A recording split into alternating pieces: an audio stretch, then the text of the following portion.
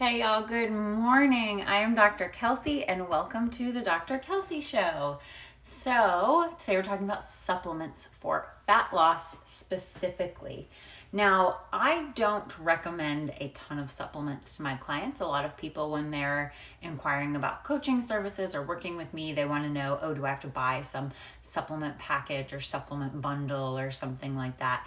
And the answer should always, when you're hiring a coach, be no.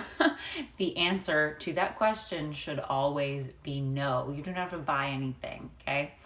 I heard someone say this once, and I forget who it was, but I heard someone say, taking supplements and not knowing what your carb, protein, and fat intake is like mowing the lawn when your house is on fire.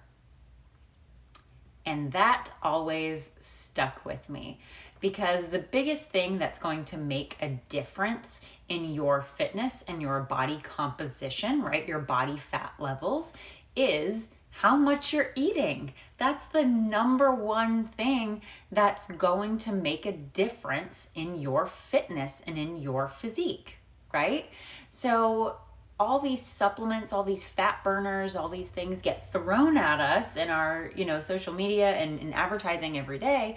And the reality is, if you don't know what you're doing, if you're not already tracking your macros, if you don't know how many grams of carbs you get, how many calories you get, how many grams of protein you get per day, you're not going to get anywhere, right? It's called a supplement because it should supplement your diet. Now, with that being said, a lot of my clients who do go on and they get blood work and they, say they have a vitamin D deficiency, that's very common, especially for people who live up north over the winter months, right? They're not outside, they're not getting vitamin D. So if that's something that's been revealed in your blood work, then maybe we should go ahead and supplement with that, right? If you have some kind of pre-existing thyroid condition or diabetes or any kind of pre-existing condition, we might be recommending supplements, right? But that shouldn't be the norm. If you start with a coach and their first thing is buying a supplement package, you're in trouble, right? One of my good friends, Lacey, actually did a really great post about this the other day and talking about how when she had major gut healing issues, right? And so signs if you're going through any kind of gut related stuff are constant bloating after you eat, right? Acne, breakouts, rosacea, eczema, all that kind of stuff, psoriasis, those kind of breakouts. Fatigue after a meal, right? All those kind of red flag signs that you've got some kind of gut issue. Well, she decided to go on Amazon and research gut health probiotics and then just order whatever was the first thing to come up, right? Well, it turned out she was actually making the problem a lot worse because that probiotic was not the probiotic that she needed. Right? So you have to understand that supplements and vitamins, that whole entire industry is not actually regulated by the FDA, right? And that's why their labels look a little bit different than a food label because food is regulated by the FDA. The FDA says, hey, this is approved to put in your body. This is safe. This is good. You're set. You can put this in your body.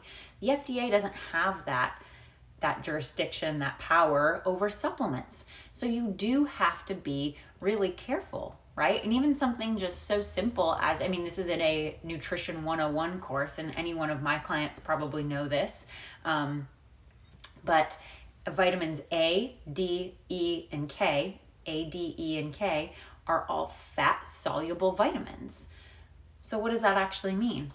You can overdose. You can actually overdose on these vitamins. There are people that end up in the hospital that overdose on these vitamins. That's an actual thing, right? Is it common? No, of course not.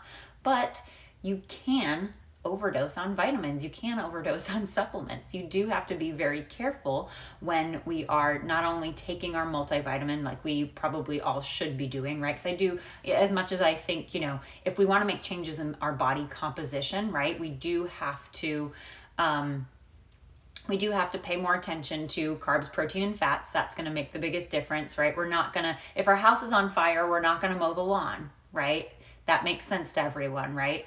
So with that being said, I don't think anyone has the perfect diet. I do think everyone should take a multivitamin, right? But that being said, we also have, vitamin waters and cereals that are fortified, and bread is fortified. And what else? I mean, everything, if you open up your pantry, most most foods are fortified with vitamins, right? So think about those things as you're kind of going throughout your day and you're choosing what you put in your body, right? What is actually something that's fortified, that that you're getting some nutrients from? Where can you supplement with a vitamin? And then what kind of things are you taking that maybe no one recommended, it wasn't based off of blood work, it wasn't something that, you necessarily were told that you need, maybe Googled on Amazon, and reevaluate if you actually need that. Talk to your coach, talk to your doctors, talk to someone in the nutrition field that you trust, right? Talk to someone about that supplement, the components of that supplement, research that company, right? Make sure that that's something that you actually need, because at the end of the day, the title of this, right, is Supplements for Fat Loss. Supplements are not going to create fat loss. Proper nutrition and proper workload, aka gym time, is what is going to produce fat loss. Supplements do not produce fat loss. So I hope you guys enjoyed this live. Cheers and happy Wednesday.